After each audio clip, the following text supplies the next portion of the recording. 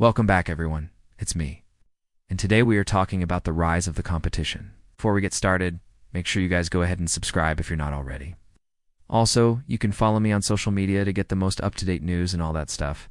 It's pronounced A-double hockey. And they launched in 2019.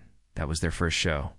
Now, of course, WWE still towers over the competition. They make more money than anyone else. They sell more tickets than anyone else. They're the biggest company in the world. They kind of had total non-stop action wrestling, now known as Impact Wrestling, but they weren't really on the same level as them. They never really became a major player in the United States. They had a decent following, especially in the UK. Still do. Love Impact Wrestling. I think they've got a really good product right now. They've stolen a lot of WWE's stars as well. Like I said, WWE still reigns supreme above them, but they are catching up fast. Before Netflix, we had Blockbuster. We had HBO. I'm glad that they're buying the tickets. They're buying the merch. They're signing up for the streaming service. I'm glad that they're doing all of this stuff because it forces WWE to be better. It really does. Without the competition, they do not try. But with the competition, they've got no choice but to try. So I hope that the competition continues to thrive. I hope that it grows and grows and grows, and eventually they surpass WWE. Because if they ever do surpass WWE, I think WWE will finally realize how bad things have gotten, and they'll start trying again. And that's what I want to see. That's what all wrestling fans should want to see, not just me. Those companies were just coasting. They didn't really try. They didn't really innovate. Hopefully you guys enjoyed it. If you did, leave a like down below. If you didn't, you can always leave a dislike. Make sure you guys go ahead and subscribe if you're not already. And you can follow me on social media to get the most up-to-date news. But yeah, thank you so much for watching. I'll catch you later. And then Netflix came in, started taking market share away from them. They started becoming more and more popular. And because of that, the other companies had to step up their game. HBO still reigns supreme as the king of all of the streaming services, but it's pretty clear that they're the king of a much bigger pond. If they were in the same pond they were in before, they would be absolutely massive. Disney Plus, Paramount Plus, Hulu, these companies wouldn't even be in the conversation with HBO. But because of the fact that they're all in the same pond now, HBO has to step up their game. Same thing with wrestling. And the longer this goes on, the more popular AEW becomes, the more it's going to force WWE to be better. You're going to see better storylines, better characters, hopefully better matches. I mean, that's just what happens. That's just how competition works. I mean, I think it's at this point, I think it's around 30 former WWE stars in AEW. That's a lot of stars. I mean, that's a lot of star power that WWE has lost. They've also created new stars, homegrown stars in AEW. I mean, think of someone like MJF, for example, or Sammy Guevara, or Darby Allin. Hangman Adam Page. These are all stars that have been created by AEW. They were not, for the most part, stars when they came to AEW. Sure, Darby Allin had a little bit of buzz online. He was getting some attention, but he was a nobody. He was a local indie star. The same thing goes for Sammy Guevara. Really, it was Cody Rhodes and Kenny Omega who carried the company for the first couple of years until they could get these new stars over. And now those new stars are carrying the company. And that, it's not even counting the stars that are coming back from injuries like CM Punk and FTR and others. So they've got a lot of star power. Anyway, they weren't a major player in the US, and WWE was still able to thrive. In fact, WWE did better than they ever had before.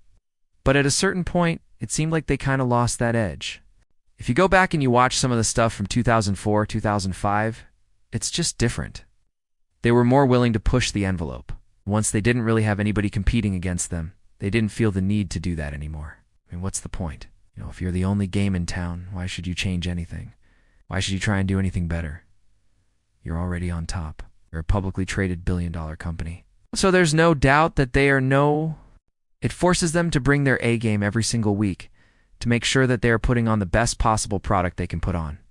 Because if they don't, people are going to tune into the competition. They just coasted off the stuff that they did in the mid to late 2010s, you know? Had the best roster they'd ever had in terms of athletic ability. Had great storylines. It was just really entertaining stuff. And then, you know, Cody Rhodes left and it started going downhill. And then eventually, CM Punk left and it continued going downhill, and it really hasn't stopped going downhill since then. Of course, they have had some bright spots. The Bloodline storyline was really good. Roman Reigns' run as champion has been fantastic. There's been some other things here and there. But for the most part, their TV product is not very good at all. Their house show product is even worse. They're just not trying anymore. They're barely even trying to put on good matches, which is sad to say. That's what happened back in the 2000s, and that's what's starting to happen again. People are starting to tune out of WWE in droves, mainly because they're not interested in what WWE is putting out right now. And they're tuning into the competition, whether it's AEW or New Japan Pro Wrestling, or even Ring of Honor, which has also seen a resurgence in popularity as of late, but mostly they're going to AEW one. But what they lack now more than ever before is competition. They don't have any real competition.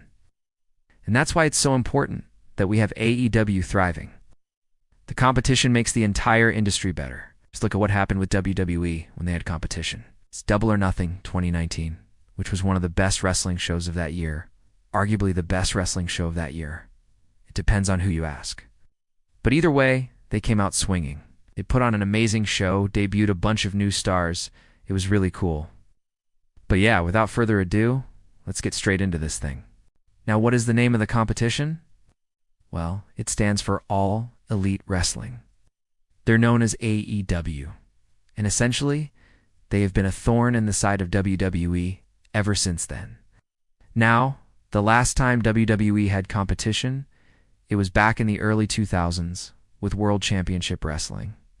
And this was actually during the height of WWE's popularity. They were on top of the world. But despite that, WCW was still able to be a very successful company. It wasn't like they were selling out arenas. They weren't drawing huge numbers, but they were definitely drawing a significant number of fans every single week. And because of that, WWE had to step up their game. They had to start doing things that they probably wouldn't have done otherwise. And that led to some of the most exciting years in WWE history. Of course, that's a matter of opinion, but I think most people would agree that from 2002, maybe 2005 or so, those were some of the best years for WWE. And a lot of that had to do with the fact that they had a competitor, even though that competitor wasn't as good as them. Now, after WCW went under, WWE didn't really have any competition. And that's why the rise of the competition is so important, because it forces WWE to be better. You see, when AEW first started, WWE was in cruise control. They weren't really trying anymore. But because of that, AEW was able to come in and steal a lot of the spotlight. And they're using that star power to become the #1 wrestling promotion in the United States. They're not there yet. I guess another good example is Netflix. So I'm glad that the competition exists. I'm glad that people are supporting them. But anyway, that's all I have to say for this video.